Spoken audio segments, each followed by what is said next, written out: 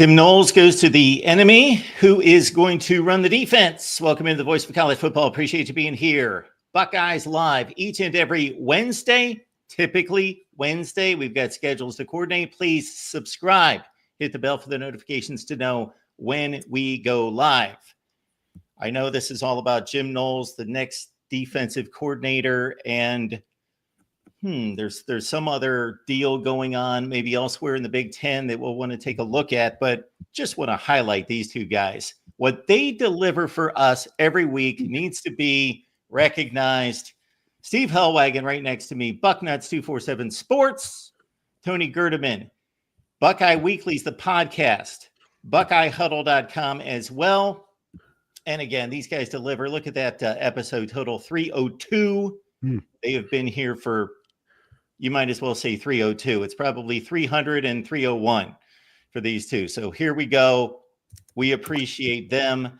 And again, anything that you can do, we understand that people's finances are tight. We do not expect anything. We do not want you to sacrifice in any way, but just recognize, like, subscribe, do all those good things. But also, if you can, if you're in a position to help us financially, please do so.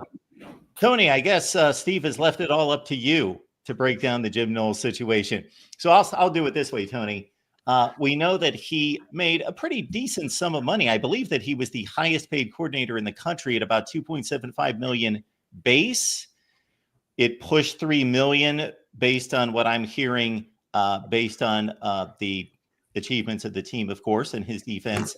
He moves on to Penn State. They throw in $3.1 million, 3 years at $9.3 million. So is it solely a financial thing, which I think we can all understand, because Buckeye fans, remember, Jim Knowles is not just an Ohio State guy. He's a businessman and a coach, and he's going to do what's best for his career. Or do we have some other things involved, maybe in regards to the relationship with Ryan Day, the authority of the defense, and so forth? Yeah, I think it's more B than A, because he's going to get paid wherever, and he had multiple schools throwing money at him. And I just keep coming back to the fact that at some point in the season, he decided, whatever happens, this is my last year at Ohio State. And whether it's just difficulty of getting everything coordinated defensively and having everybody in line, like, they were able to operate, and the defense got better as the season went on, and they won a national championship. So it's not like it was an unworkable environment.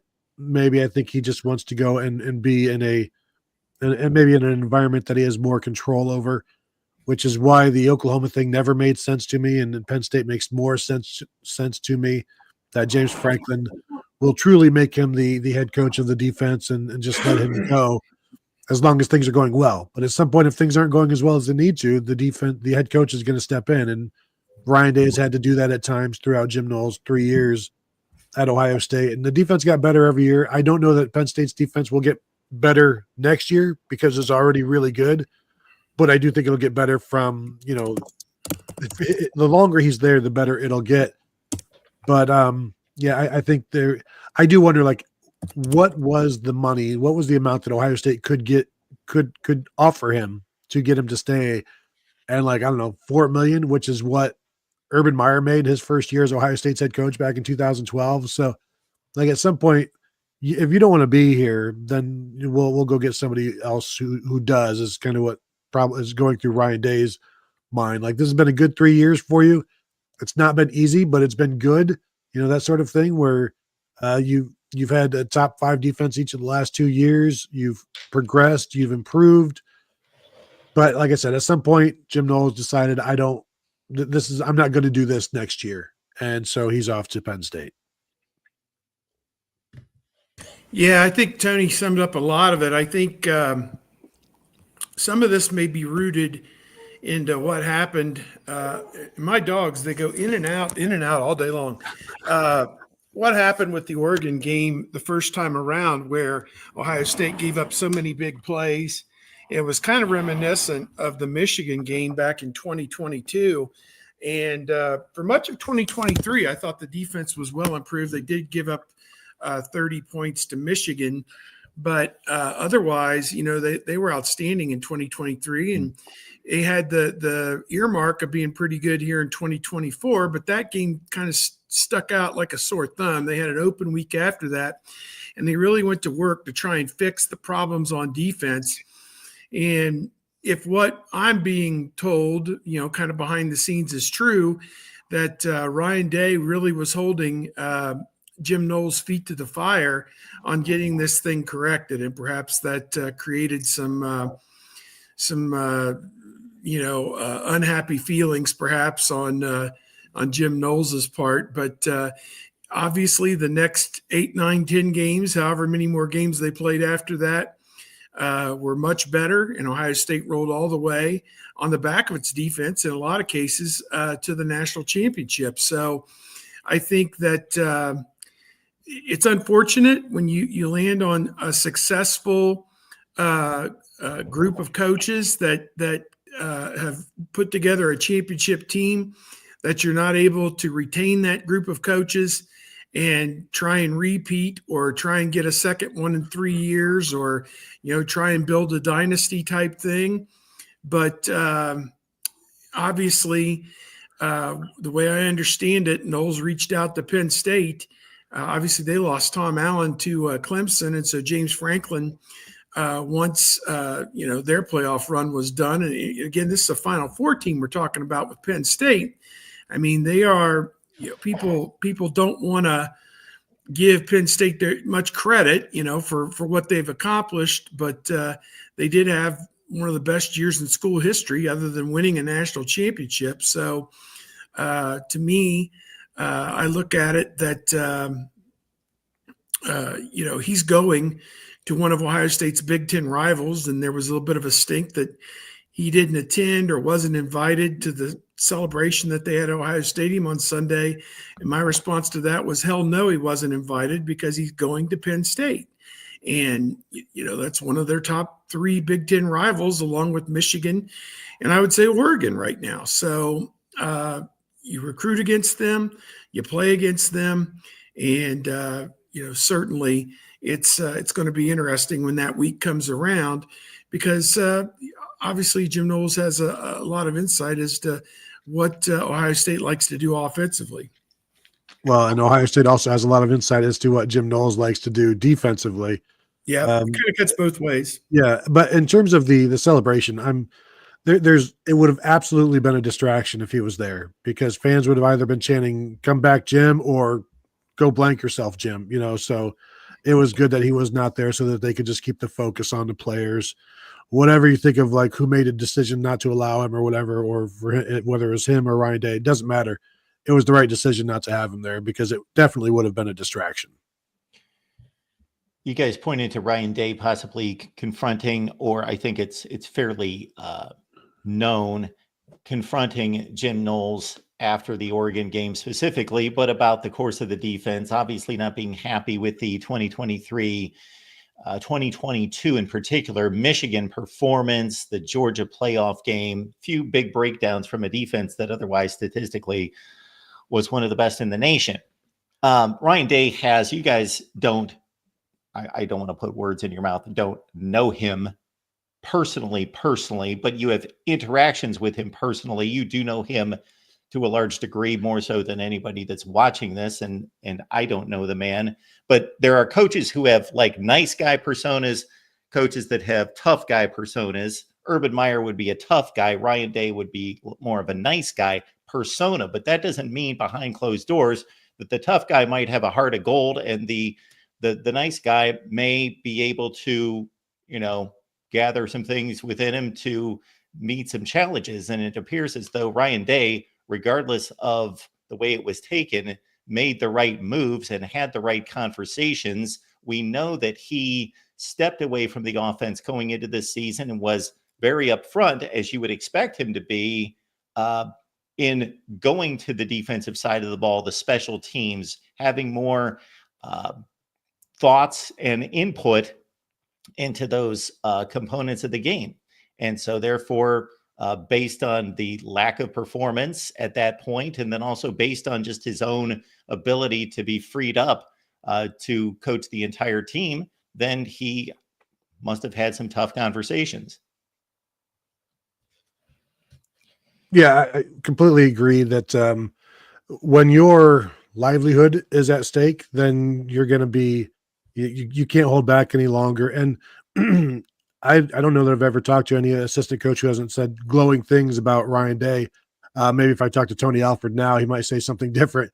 But like like he allows his coaches to coach and allows them to do what they do. But at some point, you do have to step in. And I think one of the interesting things is it's like, what did Ryan Day say to Jim Knowles? I don't know that it was just to Jim Knowles. I think it was to the entire defensive staff, because after that Oregon game, Ohio State's defense started doing more things that Knowles did at Oklahoma State. So it started to reflect more of the Jim Knowles defense. So maybe this is Ryan Day also saying, hey, let him run his stuff and ease up and fall in line. Everybody needs to fall in line, that sort of thing. And maybe Jim Knowles kind of took that and ran with it as well. So like there's conflicting stories, conflicting rumors that we all hear, and you try to decipher it, and you put out their best as you can without being irresponsible with it. But overall, like Ryan Day, he's the head coach, and he is now, what is this, his 6th year. So like he doesn't need to be timid about anything. And like he's had certainly a long year in terms of difficult conversations, whether it's with family, whether it's with coaches, whether it's basically just sitting in the team room after the Michigan game and being told like you screwed this up from the entire team and that you need to take responsibility for us losing to Michigan, and we need to get this righted and get things back on track. So I don't think he has a problem saying anything to anybody anymore. And that includes Chip Kelly, who is his mentor. Like he's not a timid, like little flower. Like he's seen some things, man. And I don't think he has a problem telling anybody anything. I'm also digesting this from the Penn State side. They've gone through defensive coordinators named Brent Pry, Manny Diaz, Tom Allen. Tom Allen's been a head coach in the Power 5. All 3 of them have been head coaches, whether preceding or succeeding their post at Penn State. And Penn State has had extremely good defenses, elite at times, very good at the worst over the last 6 or 7 years.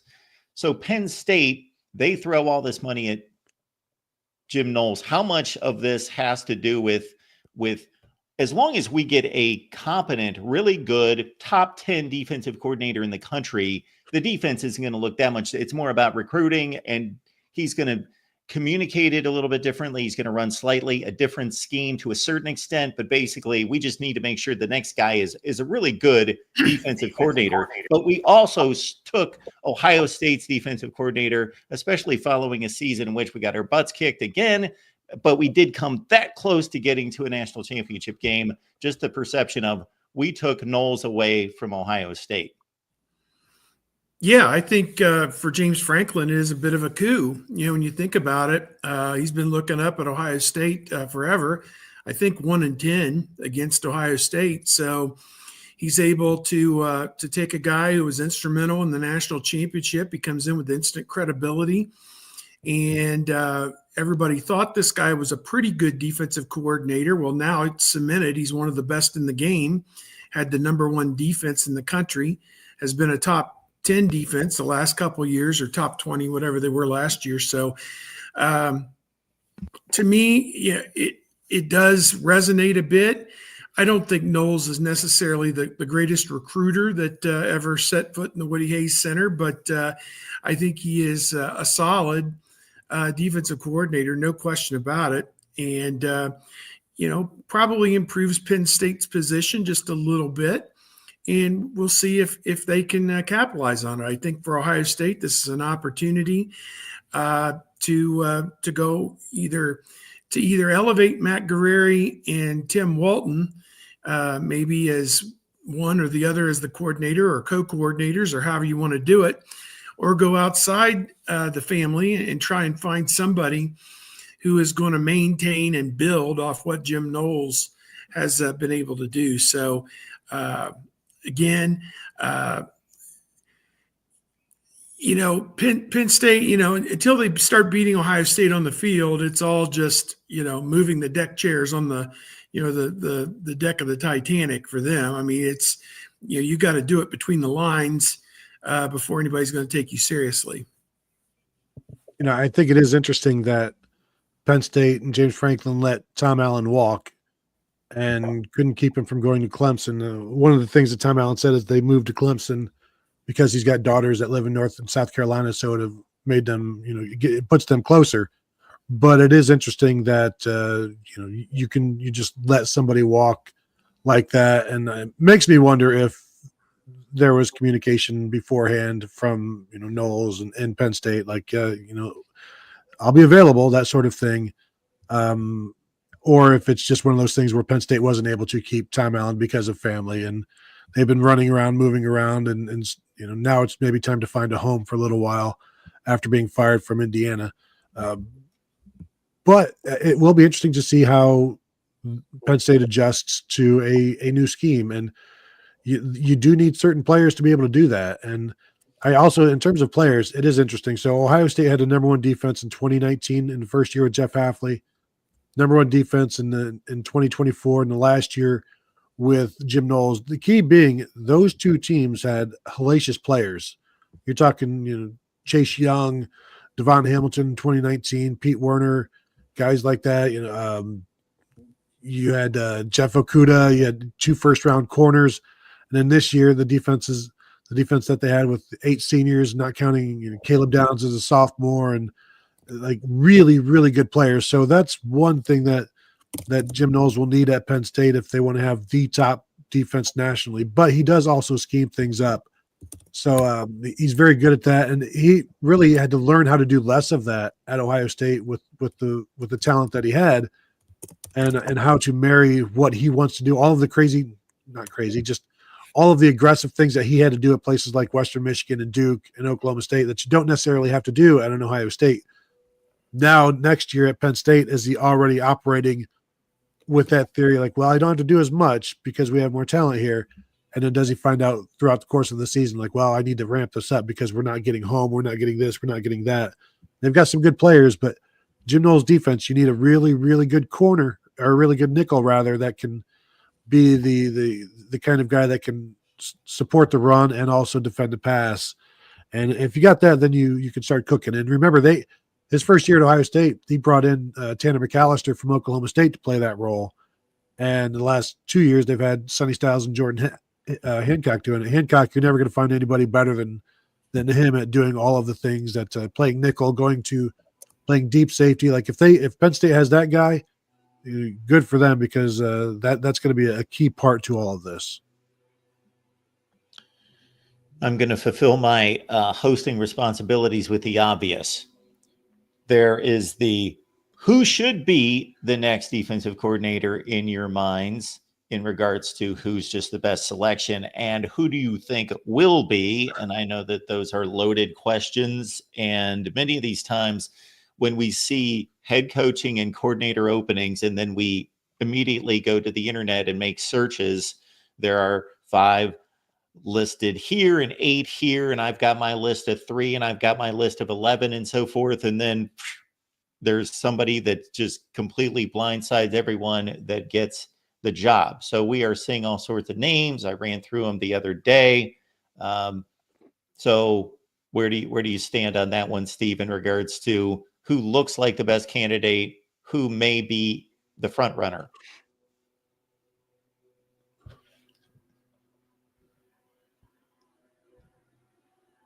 You're on mute. Sorry, my mic was muted because I was trying to type something a second ago. Sorry about that. I think one clue could come from the celebration on Sunday when you got to Matt Guerrieri, who has worked with Knowles previously.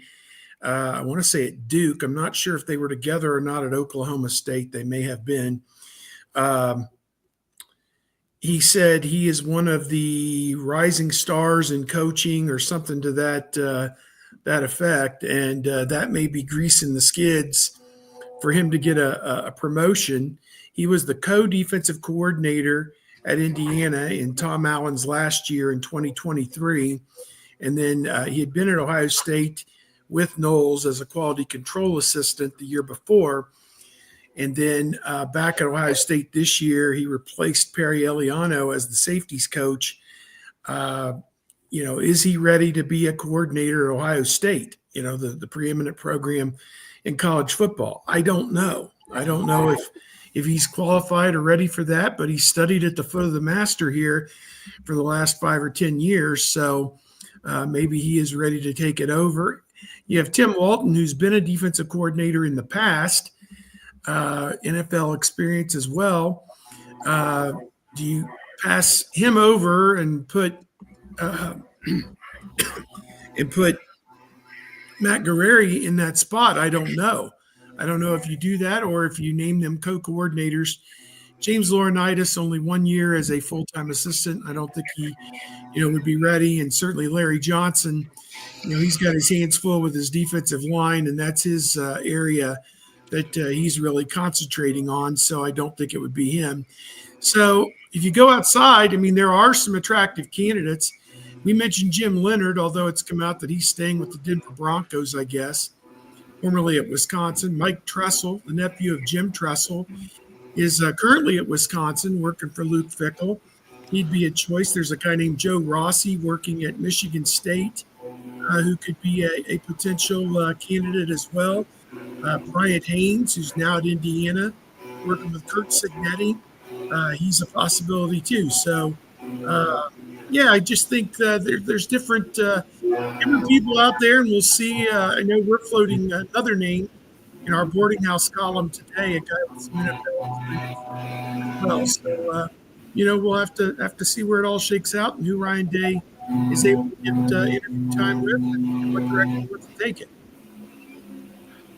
Yeah, I hate putting together hot boards because for the exact same reason you said, Mark, like you put all of these names together and then as soon as you publish it, boom, there's another name that gets popped up. And I think that happened with, like, as soon as I published ours with like 12 names, the co-DC from Oregon popped up. And it's like, well, whatever. I do at this point, like, I'm going to expect that it's Matt Guerrieri and probably a co-DC role with Tim Walton until that doesn't happen, and or until I hear something else. And not that I've heard that it's Matt Guerrieri, but this is kind of the area, the way that everybody's talking and leaning right now. And so, but if it is an internal hire, why is it taking so long is another concern, another issue. So I think that's something to be considered. But there are definitely some names out there. Like I even threw out like Vince Cares at Toledo, who's the former Mount Union head coach, who's been around, and just somebody with Ohio ties like that. But it doesn't necessarily have to be an Ohio guy. And Steve mentioned the Joe Rossi. That's a good one.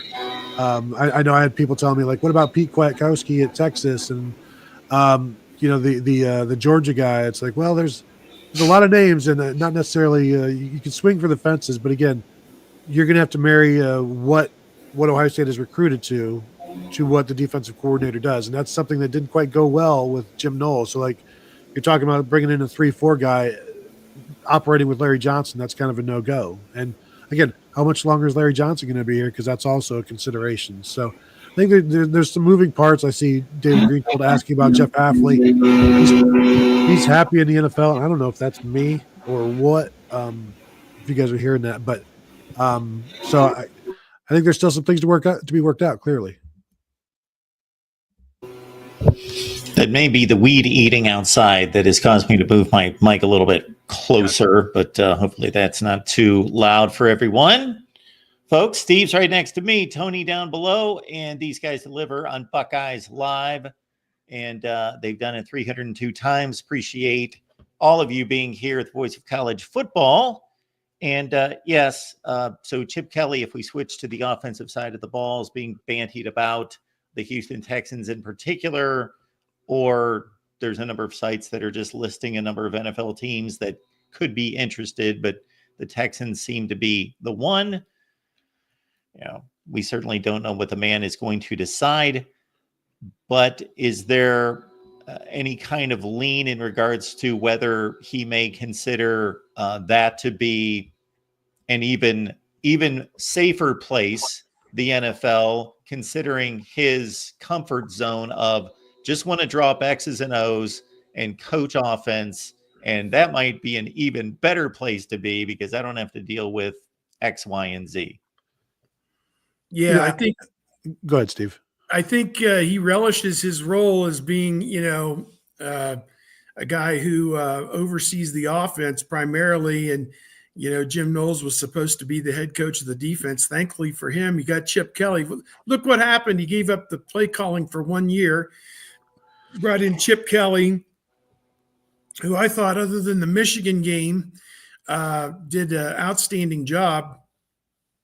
And they won the national championship. So for all the head coaches out there who are still calling plays, I guess if you have a Chip Kelly at your disposal to call those plays for you, you might look into that. But obviously Day is involved on defense since he's not the full-time offensive coordinator anymore. He is a little bit more involved on defense, and obviously they improved. I mean, they had to improve. They weren't going to win the national championship if they kept playing defense like they did against Oregon. So they came. They had much improvement, and again, what he's looking for and who he's going to get. It's all just speculation at this point. It's so new. It's only 3 days old. We don't know who all is in line for interviews just yet. Well, I will say he's also out recruiting right now, so he is still fully invested in Ohio State. And he has talked about how happy he was coaching quarterbacks when he coached quarterbacks last year for UCLA, and then this year for Ohio State, and teaching. And when you go to the NFL, you're not really teaching much anymore. You're kind of dealing with professionals. And here, like, if you are still enjoying your time as a teacher, and dealing with Chip Kelly this year, through the highs and lows, he seemed like he was having a good time at Ohio State and was engaging and was never felt like he was looking for a way out. And it is interesting to hear his name being mentioned, but like, to me, it feels like the pro stuff didn't go well for him, didn't go well enough for him. College stuff has gone better. And I think he's pretty happy right now, but would he be happier not dealing with recruiting at all and not having all of his quarterbacks be on a 1-year deal every single year? Who wouldn't? But from what I'm told, things are okay, but things can change pretty quickly in this era. And he's got some good quarterbacks to deal with, good young quarterbacks. And if he wants to teach, he's got some students there waiting for him.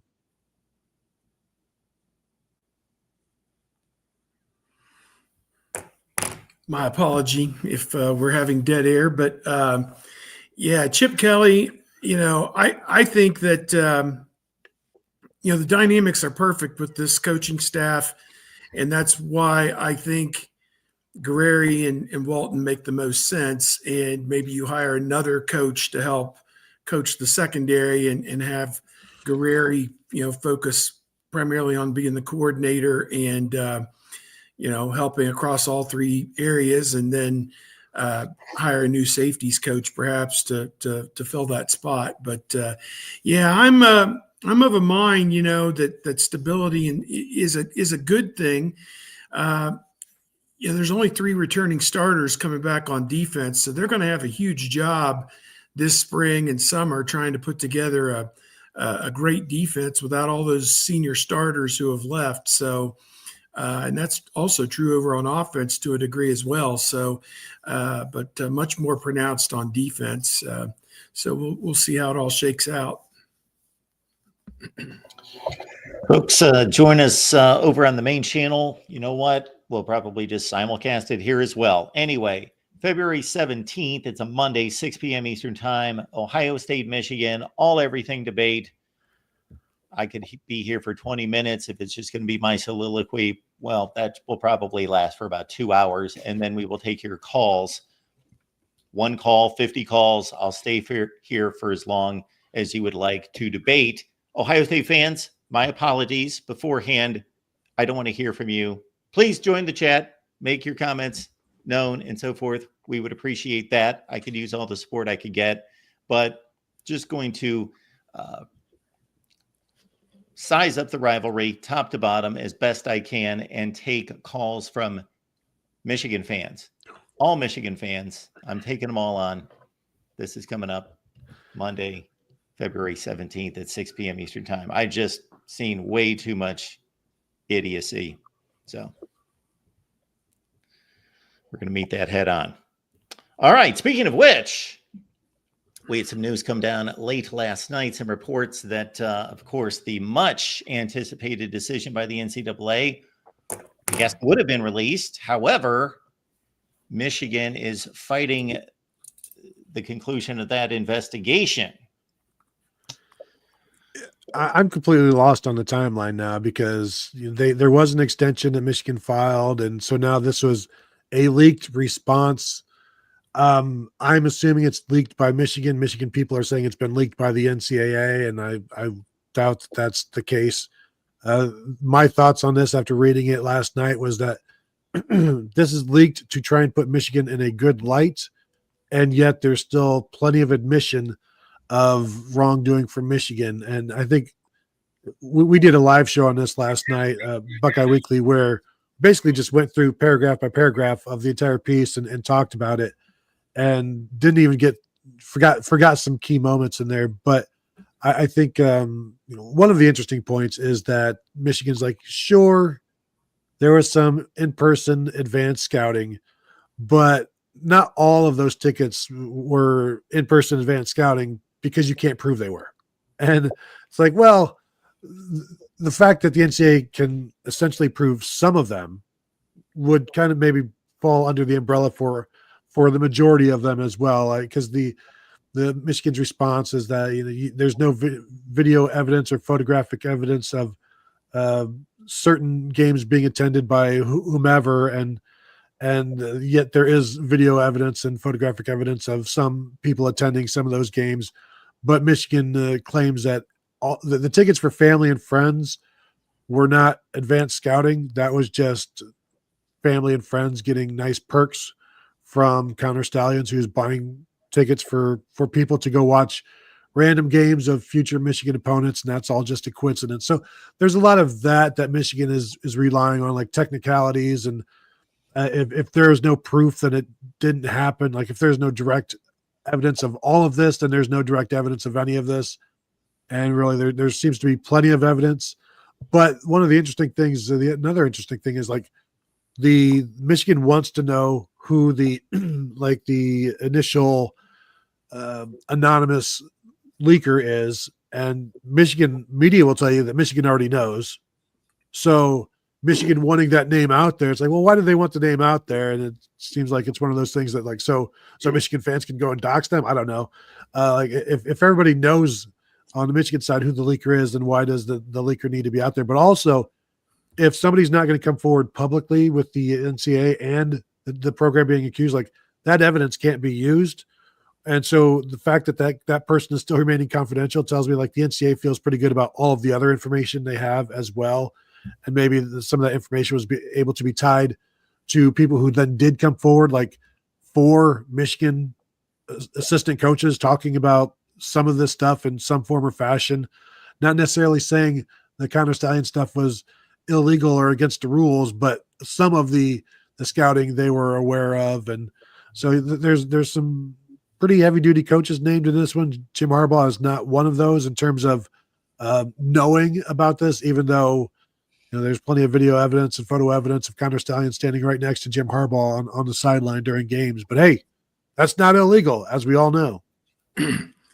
Yeah, the preponderance of the evidence, points to the entire scheme, and it unraveled pretty quickly on them once people were able to get a paper trail of different things that happened.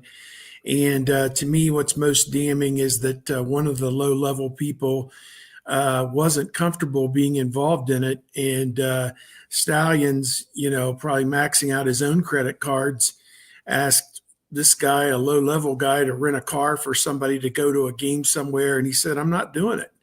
And he went to one of the full-time assistant coaches, and it was documented that that assistant coach came back and said that this guy is not comfortable being a part of stallion sign stealing, or not sign stealing, sign operation is kind of how they termed it or whatever.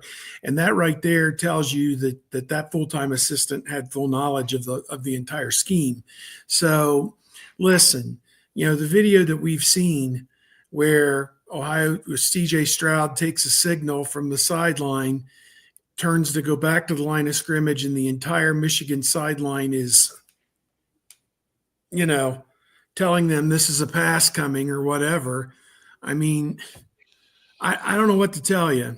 I don't know what to tell you. I mean, it's the whole thing is just ridiculous, and they're trying to they're trying to obfuscate. I think that's a word, and stonewall this thing at every turn. More, it was found deleted text messages. That's been established. And if you're innocent, what was all this?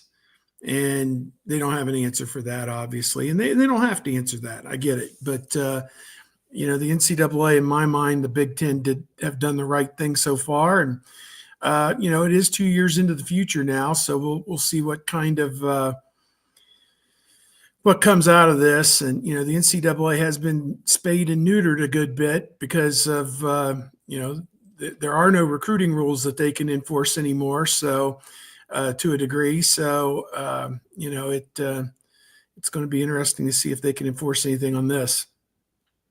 Yeah, the deleted text messages, it is interesting. They have Sharon Moore's reasoning for deleting those text messages. And he said, so I deleted all the information, all counter on my personal phone. And it wasn't to hide anything. It was just that I was just extremely angry of, the type of person that would do that to this program and these kids. And that would have been in October 19th of 2023. But there are also texts from back in 2022 talking about, I've got a juicy report for you on Colorado State. Stallion sent more a text in 2022 about Michigan State's blitzing signals, and they sent him another text in 2022 about Ohio State and Michigan should change their signals ahead of Ohio State. So he's clearly known as, and I don't know that anybody's denied this anymore about being the sign stealing guy. But there was so much part of the problem with this is if nobody knew about it, no coaches knew about it, they should have known about it, and that's also a problem. So that's not a defense for Michigan. And then the more you learn about Chris Partridge, linebackers coach, telling Connor leave this staffer out of your dumb thing that he was. I can find the exact words for you that Partridge remembered in his not testimony, but interview, you're not using this kid in your signal organization stupid thing. So just have him be a manager. And so what does that mean? Signal organization stupid thing.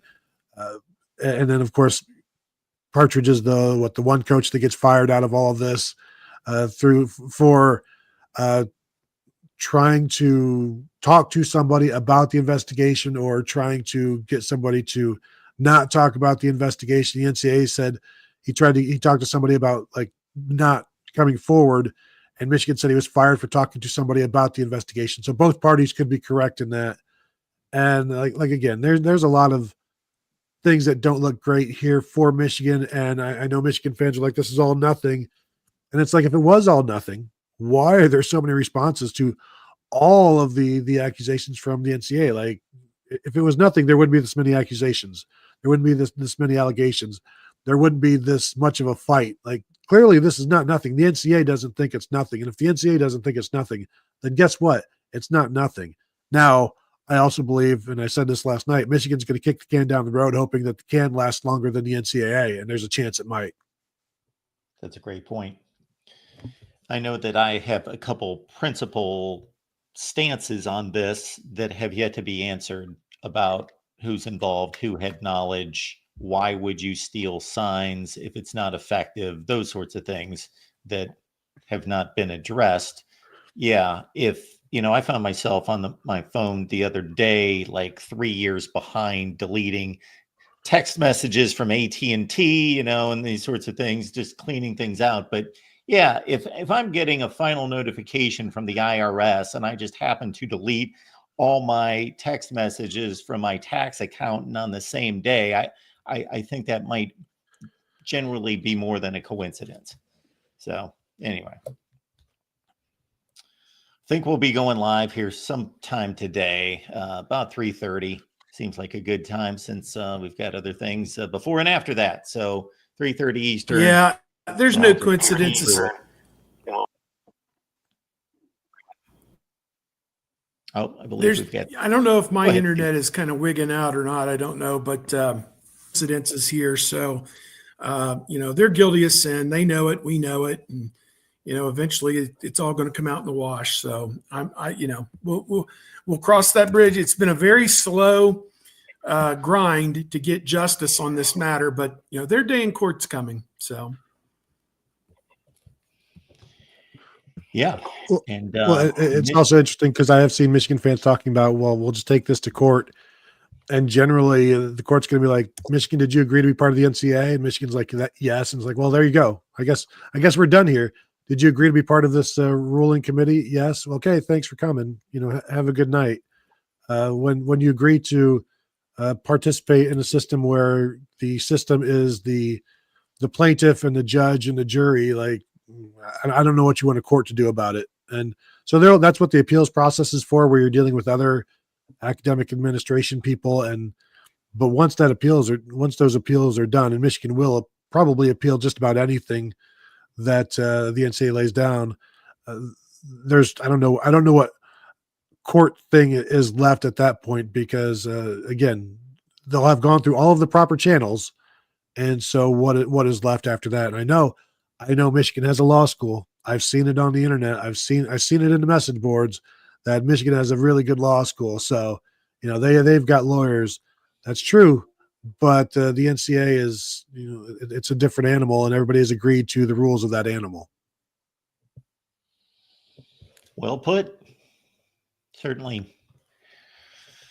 All right. I don't know that we've got anything else on the docket that we need to attack today. Any, let's see, any kind of big recruiting news, weekends, anything on that front?